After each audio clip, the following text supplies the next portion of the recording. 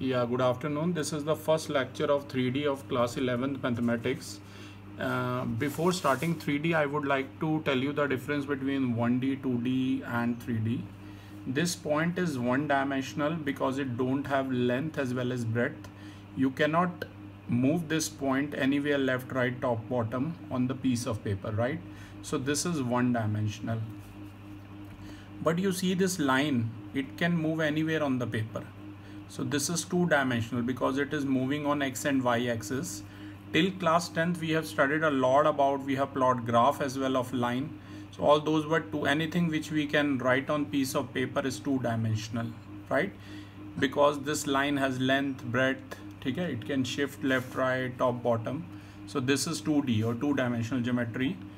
You know we have plotted x and y axis also.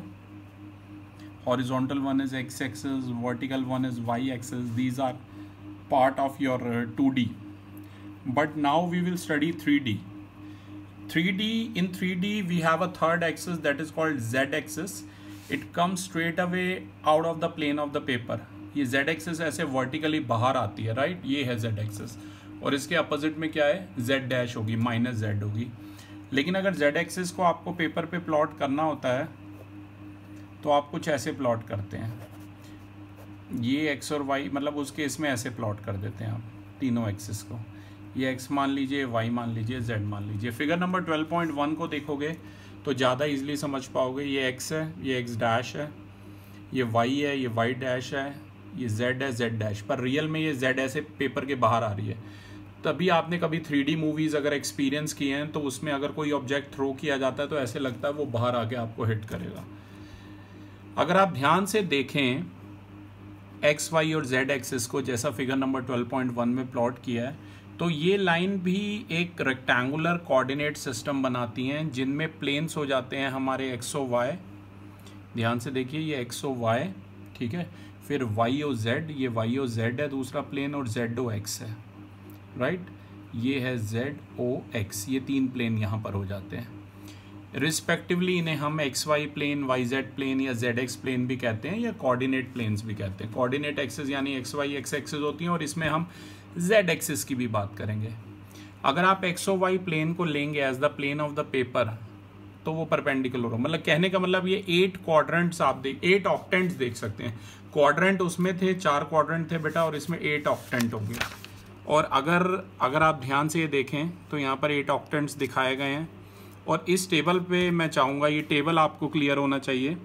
जैसे कि अगर कोई पॉइंट है जिसके तीनों कोऑर्डिनेट प्लस हैं तो वो फर्स्ट क्वाड्रेंट में लाई करेगा.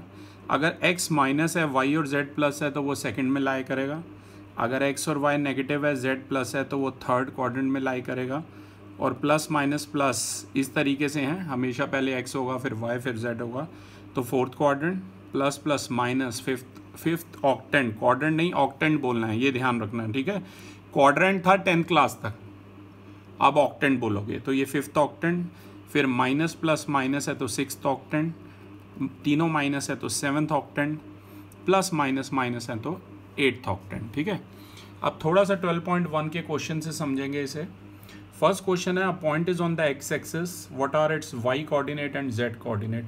कोई भी पॉइंट है वो एक्स एक्सिस पर है, इसके वाई और जेड कोऑर्डिनेट बताने हैं. तो एक्स एक्सिस पर है तो कोऑर्डिनेट हो जाएंगे x, 0, वाई और जेड इसके 0 होंगे, राइट. बड़ा इजी क्वेश्चन है. तो और आपको पता है जैसे p ब्रैकेट x, y लिखते थे 2D में, और 3D में ऐसे लिखेंगे p ब्रैकेट में x, y, z. Second question देखिए, कोई भी पॉइंट है एक्जेक्ट प्लेन में लाई कर रहा है तो आपको बताना है इसका y कोऑर्डिनेट क्या होगा. अगर कोई पॉइंट एक्जेक्ट प्लेन में लाई कर रहा है तो बेटा इसका y कोऑर्डिनेट क्या होगा? 0 होगा, राइट. थर्ड क्वेश्चन के आंसर तो मैंने यहाँ टॉप में लिखे हुए हैं.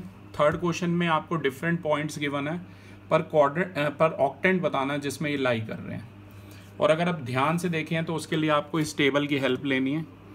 टेबल की हेल्प लीजिए, एक्स वाई और जेड का साइन देखिए और अकॉर्डिंगली आंसर दीजिए. जैसे एक दो मैं बता देता हूँ. पहले में है 1, 2, 3 पॉइंट है, तीनों पॉजिटिव हैं तो तीनों पॉजिटिव फर्स्ट ऑक्टेंट में होते हैं, तभी मैंने यहाँ फर्स्ट लिखा है. फिर प्लस माइनस प्लस है दूसरे में, दूसरा कोई पॉइंट है 4, -2, 3, प्लस माइनस प्लस, तो ये फोर्थ ऑक्टेंट में. तो ये बहुत इजी सा क्वेश्चन है. मैं चाहूँगा आप ये टेबल देख के ऐसे ही इसकी हेल्प से पूरा करें. क्वेश्चन नंबर 4 करते हैं। The X axis and Y axis taken together determine a plane known as dash. X और वाई एक्सिस को अगर आप इकट्ठे ले लेंगे तो कौन सा प्लेन होगा? वो एक्स वाई प्लेन होगा, राइट? सिंपल सा आंसर है। द सेकेंड पार्ट है the coordinates of point in the X Y plane are of the form. अब भैया एक्स वाई प्लेन है तो जेड तो ऑब्वियसली जीरो होगा, तो आंसर है X comma Y comma zero, या आप चाहो तो x1 comma y1 comma zero भी लिख सकते हो। तीसरा है coordinate planes divide the space into dash octant. बताइए कितने ऑक्टेंट होंगे? 8 ऑक्टेंट्स। वेरी राइट, ठीक है। तो क्लास ये था वीडियो एक्सरसाइज 12.1 का। Thank you.